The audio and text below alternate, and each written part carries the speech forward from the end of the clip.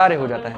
अब वहाँ के मुख्य पुजारी हैं तो हम ही भाग आएंगे तो कैसे काम होगा, ठीक है ना। तो बस ये बात हो जाता है। खैर हम अभी देखिए, अभी देखिए सुनिए ना पहले, छुट्टी तक, अरे सुनिए ना भाई, पहले आधे घंटे आपके पास समय है, आधा घंटा बाद लास्ट में आप लोग जैसा डिसीजन हो अपने हिसाब से हमको बता दीजिएगा। अभी आधा घंटा विचार विमर्श करते रहिए खुद में, ठीक है, बोलना नहीं है। अरे ये देखना है, ये सब देखिएगा, सबको समझ में आ जाएगा, बहुत आसान सा चीज़ है, ठीक है। एवरीवन अटेंशन, शांत हो गए। देखिए 8th क्लास का इतिहास का चैप्टर है, ठीक है, 8th क्लास का इतिहास का चैप्टर है। चैप्टर का नाम क्या चाहिए जी? ग्रामीण क्षेत्र पर शासन चलाना, ठीक है, ग्रामीण क्षेत्र पर शासन चलाना, ग्रामीण क्षेत्र पर शासन चलाना। चैप्टर का नाम क्या चाहिए? ग्रामीण का अर्थ समझते हैं आप लोग?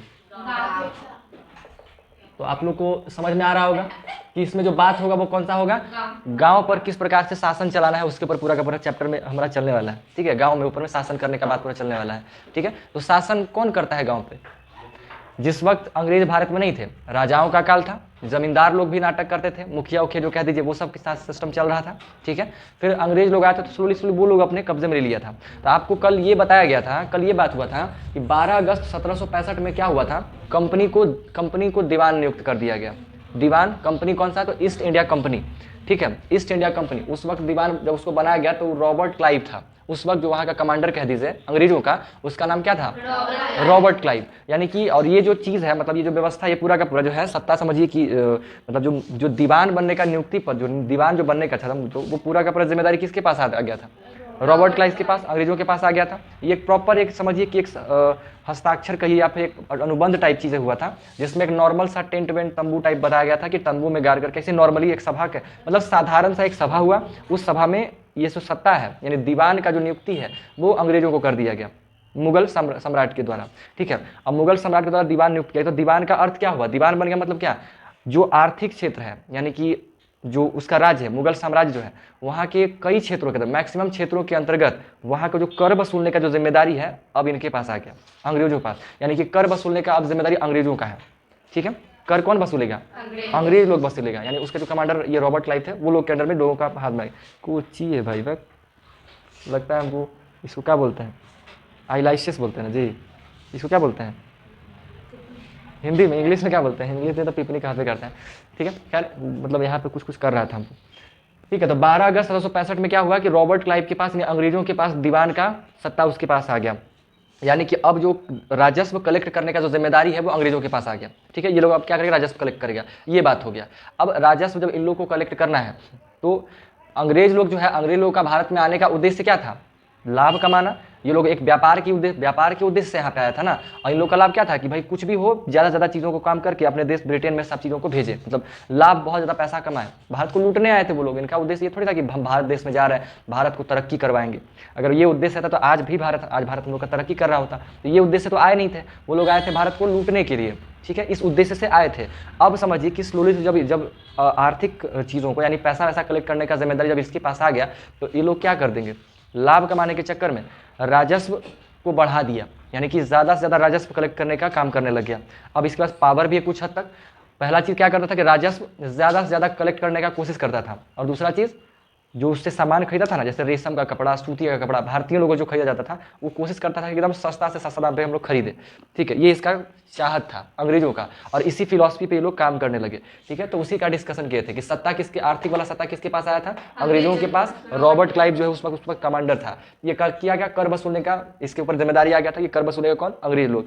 और कर को ही हम लोग राजस्व कहते हैं, जो राजा लोग वसूलता था, नेता लोग टाइप का, ठीक है। अभी लोग का उद्देश्य क्या था? लाभ कमाना, क्योंकि व्यापारी था, लाभ कमाने का उद्देश्य था। अभी लोग का सोच क्या था कि राजस्व को ज़्यादा से ज़्यादा निकाले और सामान को जो है ना भारतीयों से बहुत कम दामों पे, जो क्रय मतलब खरीदना होता है, बहुत ही कम दामों पे, दाम कैसा कम, जितना कम से कम हो सके, इस उद्देश्य से काम कर रहा था। अब जब ऐसा होगा, कम से कम दाम पे खरीदेगा, तो कोई भी कारीगर होगा तो उसको लाभ हो पाएगा?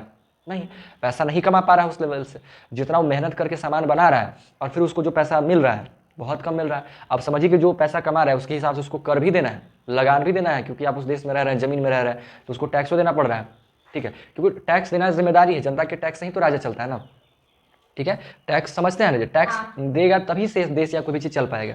जैसे नरेंद्र मोदी है तो इतना हीरो बनते रहते हैं, किसके पैसा से? आम जनता के पैसा से तो हीरो बनते रहते हैं, उनके पास पैसा कहाँ से आता है? उनका बैंक तो है उनके पास, मतलब पावर, लेकिन छापेंगे थोड़ी कि नोट छाप छाप के काम करते रहेंगे, इसमें तो देश से बिक जाएगा। ठीक है, तो इससे वजह से इसके बाद क्या हुआ कि भारतीय कारीगर का स्थिति खराब होना स्टार्ट हो गया था। ठीक है, इसके बाद फिर क्या हुआ कि उसका कमाई गिर गया, जीवन यापन में कठिनाई हो गया था। ठीक है, और क्या हुआ, लगान भी उसको देना पड़ा था, लगान दे नहीं पा रहा था, जिससे स्थिति धीरे धीरे वो लोग का दयनीय होता चला गया। ठीक है, कुछ कुछ लोग को ब्याह वगैरह भी करना होता था, मतलब नॉर्मल सा बात है, जैसे उसको सिर्फ जीवन यापन नहीं करना है ना, बच्चा का विवाह भी करना है, कई तरह का चीज़ रहता है। कोई भी आदमी हो विवाह तो करवे करेगा कम से कम, भले हो सकता है पढ़ाए ना लिखाए ना और भी चीज़ें ना करे, घर ना बनाए, नॉर्मल घास फूस में रह के रह ले, विवाह तो उसको करना ही पड़ेगा। तो इन चीज़ों में उसके पास कर्ज में आ जाता था, और कर्ज में आकर के वो लोग का स्थिति और खराब हो जाया करता था। ठीक है, ये थोड़ा सा नॉर्मली बातचीत चला था। ठीक है, अब उसके बाद 1770 में बताया गया था कि बंगाल में वो अकाल पड़ गया था।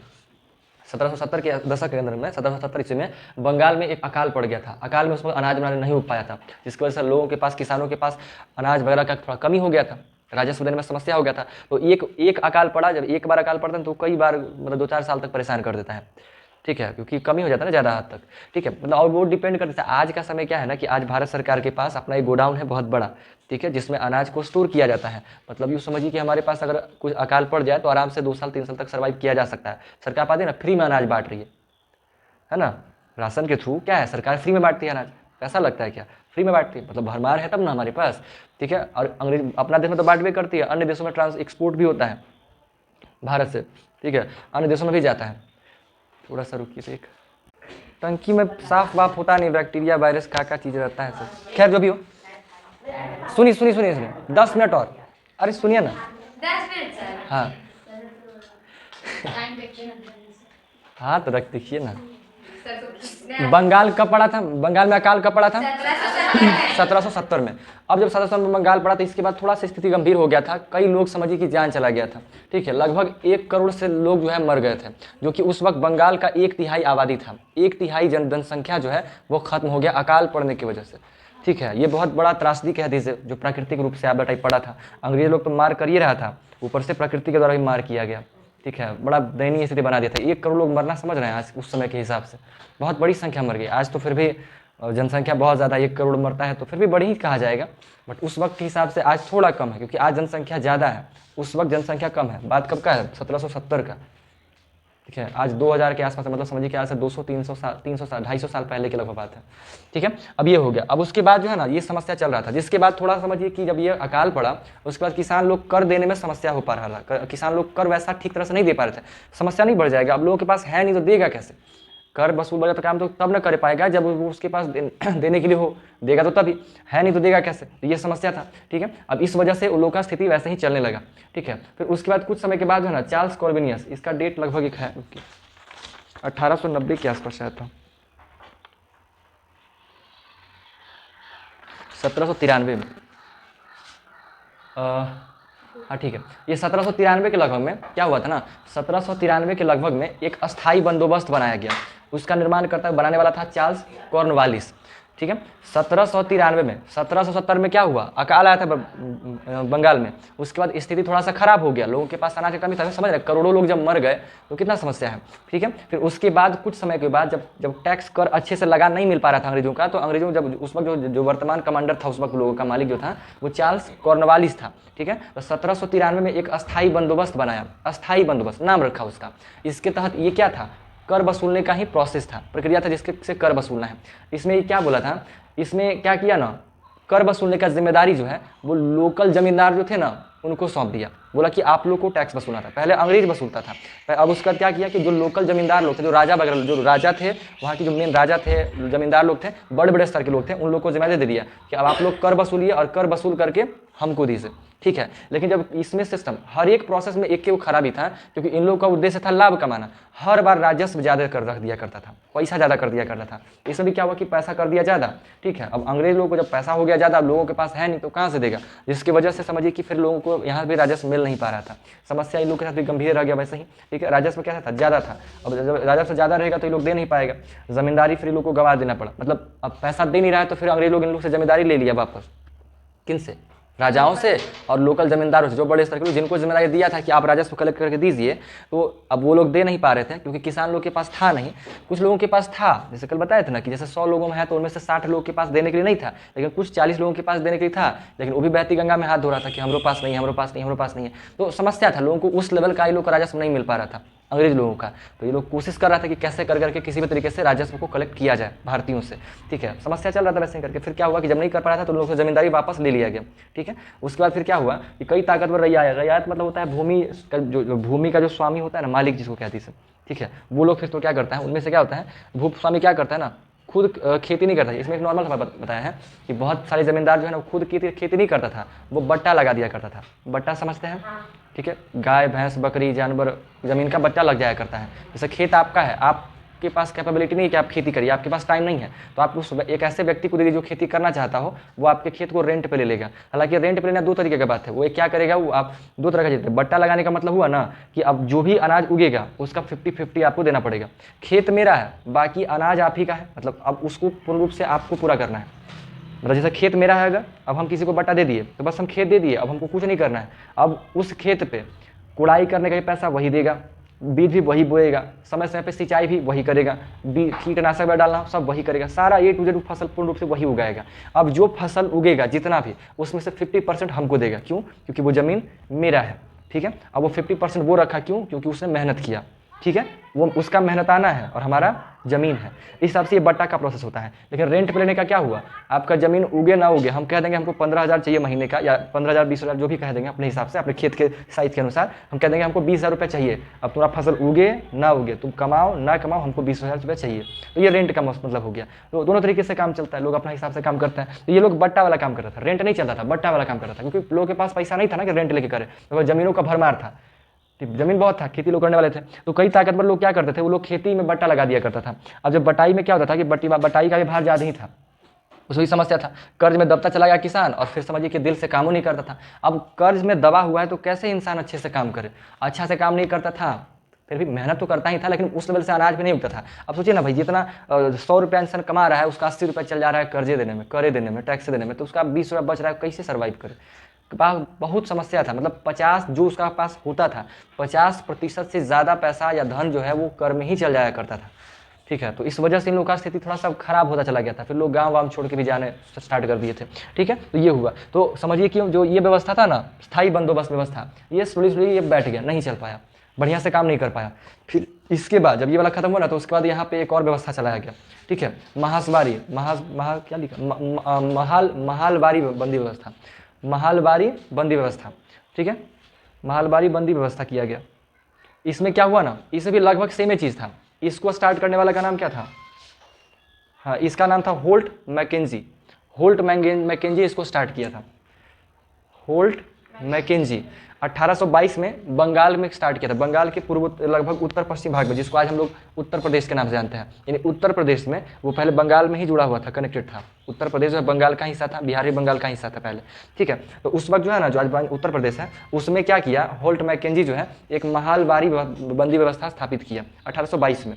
इसमें भी सेम ही चीज़ था। इसमें क्या बोला ना, इसमें भी नॉर्मल आम लोगों का जो राजस्व कलेक्शन का काम है, वो लगान वसूलने का काम है, वो गाँव के मुखिया लोग को दे दिया, और छोटकन लोगों को, जो हम गांव को और अच्छे से जानता है, ठीक है। तो गांव के जो आम मुखिया लोग था, ये सब इसमें, इस व्यवस्था में क्या था, स्थायी बंदोबस्त में क्या था कि जो गांव के जो राजा हैं या जो बड़े स्तर के लोग हैं, वो लोग को दे दिया गया था जिम्मेदारी, ठीक है। लेकिन ये लोग को जिम्मेदारी वैसा मतलब अच्छे से नहीं आ पाया, लोगों के पास था नहीं तो नहीं दे पा रहे थे, या फिर यूँ भी कह दीजिए निकाल भी नहीं अच्छे से पा रहे थे। तो ये सोचा ना कि अब और जड़ में घुसो, उसको दो जो पूरा अच्छा से जानता हो कौन कितना पैसा रखा हुआ है, तो और अंदर घुसाई। तो इस व्यवस्था के अंतर्गत में जो है ना, होल्ट मैकेंजी क्या किया, उस जिम्मेदारी मुखिया को दे दिया, गांव के मुखिया को दे दिया, जमींदारों से लेकर के कि भाई तुम लोग को नहीं करना है, गांव के मुखिया को दे दिया, ठीक है। राजस्व इकट्ठा करने का जिम्मेदारी उन लोगों को मिल गया। बट यहाँ भी वही समस्या था, ठीक है, इसमें भी वही समस्या था, टैक्स ज़्यादा, लोग उतना अच्छे से दे नहीं पाया। लेकिन फिर भी अच्छा था, हालांकि कुछ हद तक काम किया, लोग कलेक्शन वगैरह अच्छे से हो पाया। फिर कुछ समय के बाद मुनरो व्यवस्था लाया गया। मुनरो एक व्यक्ति का नाम था, टाइटल है उसका, ठीक है, ये देखिए, टॉमस मुनरो, टॉमस, क्योंकि टॉमस मुनरो ने लाया था व्यवस्था, तो वो अपना नाम पे मुनरो व्यवस्था कर दिया, मुनरो लाया था, तो टॉमस मुनरो व्यवस्था को स्थापित किया था, तो उसको टॉमस मुनरो कहा गया, ठीक है। तो ये टॉमस एक मुनरो जो है मुनरो व्यवस्था लागू किया, ठीक है। इसमें क्या था, इसी को रैयतबार या रैयतबारी भी कहते हैं, ठीक है, मतलब वही किसानों से लेना, नॉर्मल सा चीज़, ठीक है। अब इसमें लागू करता कौन है, कैप्टन अलेक्जेंडर। ये लागू करता नहीं कहेंगे, ये जो है ना, इसको समझिए कि इसको इसका नाम हटा ही दीजिए। मतलब ये क्या था ना कि इसको प्रैक्टिस किया था, आजमा करके देखा था कि लगा के देखते हैं बस खाली, लेकिन इसको फैलाने का काम पूरे दुनिया में, पूरे भारत में फैलाने का काम किया था ये टॉमस मुनरो। तो इसी का नाम ज़्यादा लोग जानता है। लोग आदमी प्रैक्टिस करे कुछ हो, लेकिन जो जो बड़े स्तर पे काम करेगा, जिसको लोग दुनिया में ज़्यादा जानेगा, वही उसी का बात नाम चलेगा। ठीक है, तो टॉमस मुनरो को लोग ज़्यादा जानता है। ठीक है, इसको बड़े पैमाने पर क्या किया, दक्षिण भारत में लागू कर दिया था, भारत के दक्षिणी हिस्सा, ठीक है, ये वाला हिस्सा में लागू कर दिया था बड़े स्तर पर। ठीक है, कौन सा व्यवस्था, मुनरो व्यवस्था। आपसे सवाल आ सकता है कि भारत के दक्षिणी हिस्से में कौन सा व्यवस्था लागू किया गया था अंग्रेजों को, मुनरो व्यवस्था। मुनरो कौन, इसको लागू कौन किया था, टॉमस मुनरो। इसको नहीं याद रखिए, कैप्टन अलेक्जेंडर दिमाग में रखना तो रख सकते हैं, बुक में लिखा हुआ था, बट छोड़ भी सकते हैं आप, मोटा मोटी समझना है। ठीक है, इसमें भी सेम काम क्या था, इसमें क्या बोला ना कि अब और अंदर घुसो, अब हाँ, अब सीधे ही मुखिया तो क्या नाटक नहीं करना, सीधा किसाने से खींचो। ठीक है, तो डायरेक्टली किसान से इसमें काम करने लगा। ठीक है, सीधा किसान से लेने गया, लेकिन इसमें भी समस्या क्या है, आमदनी के लिए लोग के क्या था, राजस्व ज़्यादा था। हर व्यवस्था में समस्या एक ही था, सभी प्रॉब्लम में समस्या एक ही पास है। इस चाह रहा है कि मैक्सिमम से मैक्सिमम हम पैसा कमाएं, लेकिन कमाएगा तो तब ना जब उसके पास हो, है ना। ये लोगों को चाहिए था कि हम ऐसा सुविधा प्रबंध करें, ऐसा टेक्नोलॉजी, ऐसा कुछ करें जिससे इन लोग के पास अनाज का उपज बहुत ज़्यादा हो, खुशी खुशी दें। तो इस पे काम नहीं किया जा रहा था। ठीक है, क्योंकि अब उस सब पे कम करेगा तो फिर अंग्रेजों को पैसा खर्च करना पड़ेगा।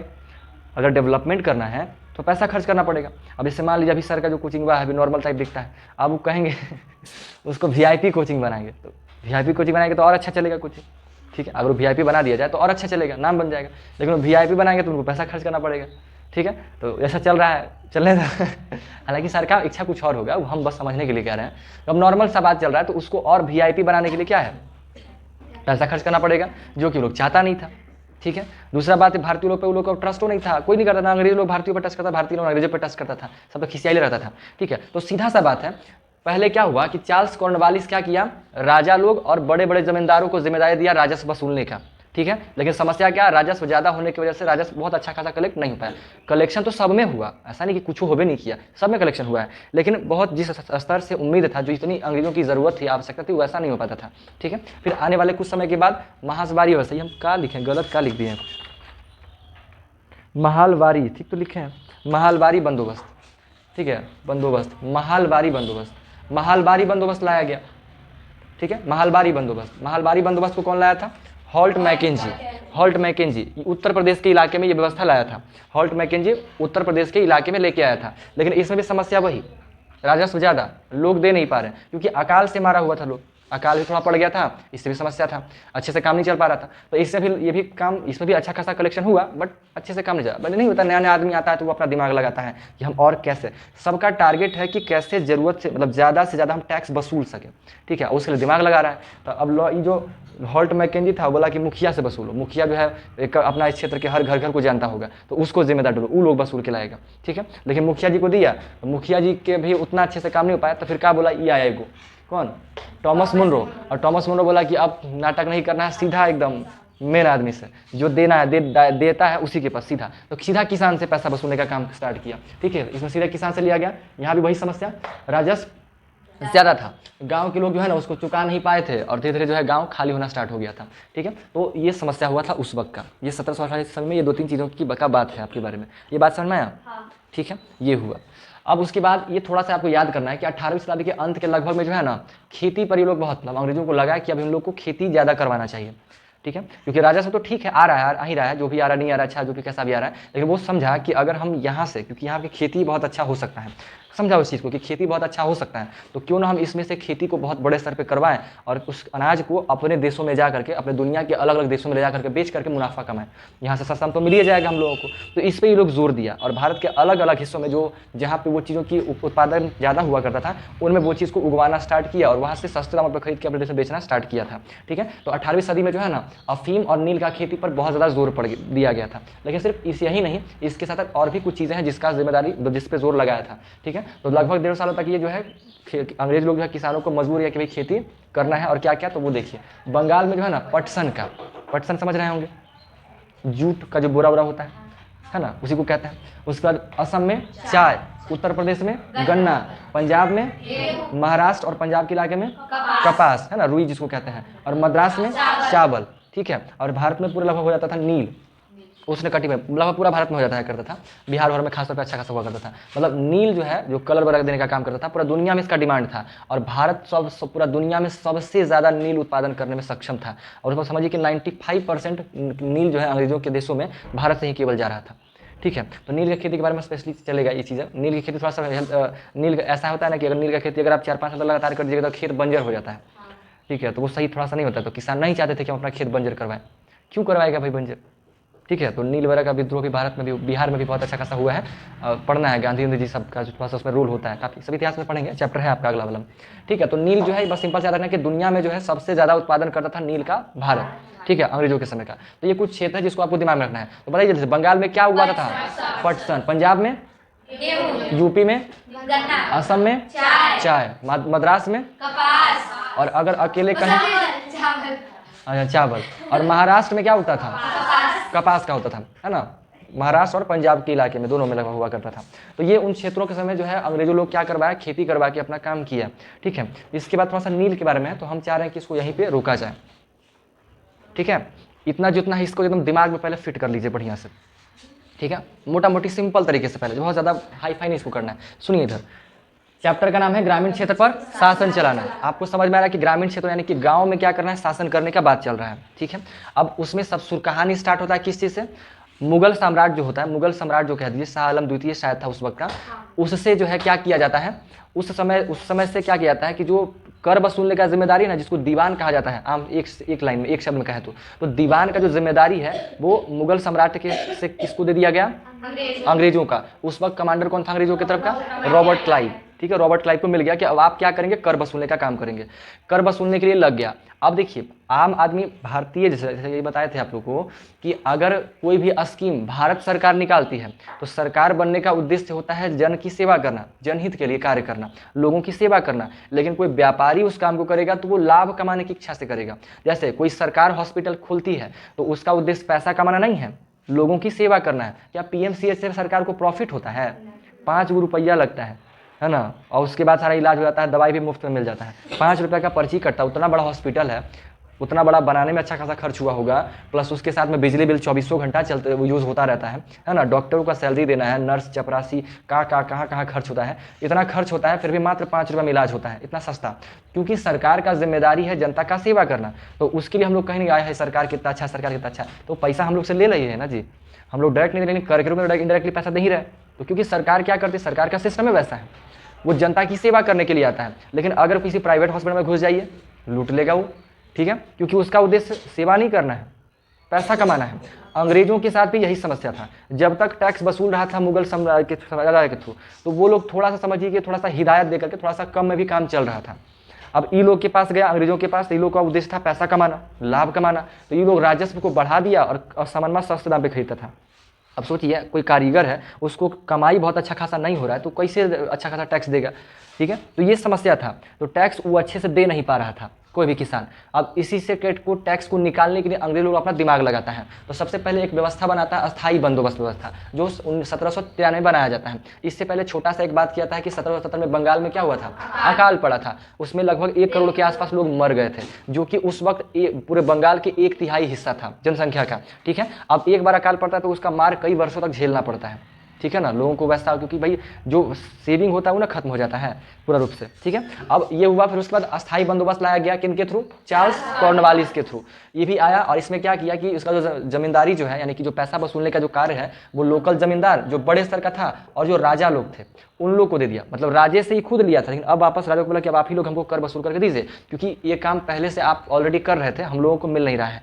हम अब बाकी लोग तो, क्योंकि अंग्रेज लोग बाहरी व्यक्ति है, आंतरिक तो है नहीं, तो ये लोग क्या किया, जिम्मेदारी दे दिया किसको, राजा लोग को और लोकल जमींदारों को, उन लोगों को दे दिया कि भाई आप लोग को कर वसूलना है। लेकिन ये लोग कर वसूल नहीं पाया अच्छे तरीके से। ये ऊपर टाइप का हीरो टाइप का आदमी है, अंदर तक काम हो नहीं पा रहा, लोगों के पास था भी नहीं देने के लिए, समस्या था, लोग अच्छे तरीके से वैसा कर नहीं पा रहे थे। तो ये पूरा का पूरा फ्लॉप तो नहीं कहेंगे, बट समस्या इसमें होने लगा। फिर कुछ समय बाद एक नया व्यक्ति आया, हॉल्ट मैकेंजी, वो दूसरा व्यवस्था बनाया, क्या, महलबारी बंदोबस्त बनाया, है ना, महलबारी बंदोबस्त व्यवस्था स्टार्ट किया। इसमें वो क्या किया, इसमें वही काम किया, पैसा लेने के लिए क्या किया, किसको नियुक्त किया, राजा जमींदार को हटा दिया, किसको कर दिया, मुखिया के, कि गाँव मुखिया पैसा वसूलेगा, है ना, कर वसूलने का काम कौन करेगा, मुखिया लोग काम करेगा। लेकिन मुखिया लोग भी किया, तो फिर भी किया, राजस्व इकट्ठा किया, बट उस स्तर से जैसा इन लोग को चाहिए था नहीं हो पाया। फिर अगले वर्ष में कुछ समय के बाद एक कौन आया, टॉमस मुनरो। तो टॉमस मुनरो भी वापस एक और व्यवस्था स्टार्ट किया, कौन सा व्यवस्था, मुनरो व्यवस्था, ठीक है। एक बात और बताइए, महलबारी व्यवस्था की भारत के किस हिस्से में किया गया था, है ना, पंजाब के, सॉरी पंजाब बोल रहे हैं, हाँ उत्तर प्रदेश में हुआ था। कहाँ? हाँ उत्तर प्रदेश में हुआ था और पंजाब के उत्तर पश्चिम हिस्से में, पंजाब का उत्तर पश्चिमी हिस्सा जिसको उत्तर प्रदेश कह रहे हैं, उस हिस्सों में इस व्यवस्था को लाया गया था। ठीक है, कहाँ पंजाब में था इसे? पंजाब नहीं जी, बंगाल। कहाँ पढ़ गए? बंगाल, बंगाल, ठीक है, बंगाल में किया गया था। क्योंकि देखिए बंगाली को सबसे पहले करिए था, बंगाल समर्थ देश था ना, बंगाल नदी समझिए कि बंगाल की खाड़ी के किनारे में था, जहाँ से तालाबों मतलब समुद्री मार्ग से लोग ट्रांसपोर्टेशन इजीली हो जाया करता था, इसलिए उसको लोगों का, अंग्रेज लोग का अपना एक टारगेट वाला पॉइंट था, है ना। वहाँ भी आज भी समझिए हम लोग का क्या है, जहाँ से जाता है बोट उठ जाता है उसको क्या बोलते हैं, जो भी बोलते हैं स्टैंड जो भी होता है, ठीक है, वो चीज़ है। तो महालबारी में बंदोबस्त व्यवस्था लाया गया किनके द्वारा? हॉल्ट मैकेंजी के द्वारा। ये व्यवस्था भारत के कहाँ लागू किया गया था?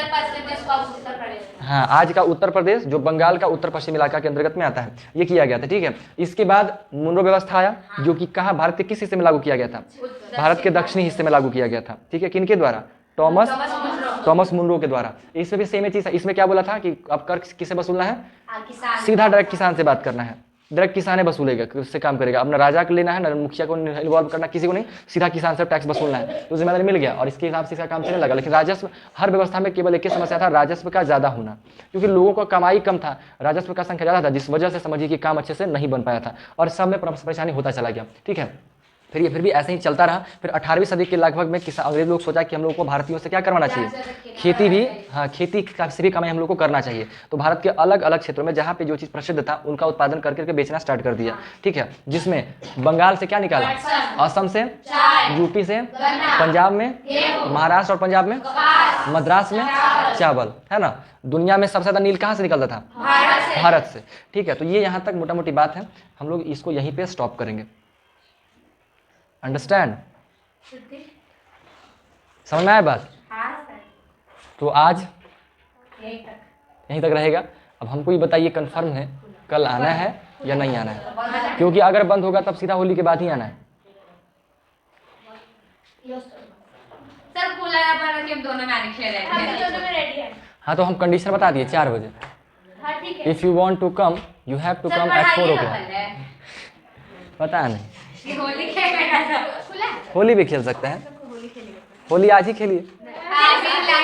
हम लाए हैं, आप ही लोग के लिए लेके आए थे। हमको लगा था कि पता नहीं आप लोग लाइएगा नहीं लाइएगा, आज छुट्टी हो जाएगा। कल ठीक है, तो इसको रखिए आप ही लोग। ठीक है, कल 4 बजे, कल 4 o'clock ना। ठीक है, आइए।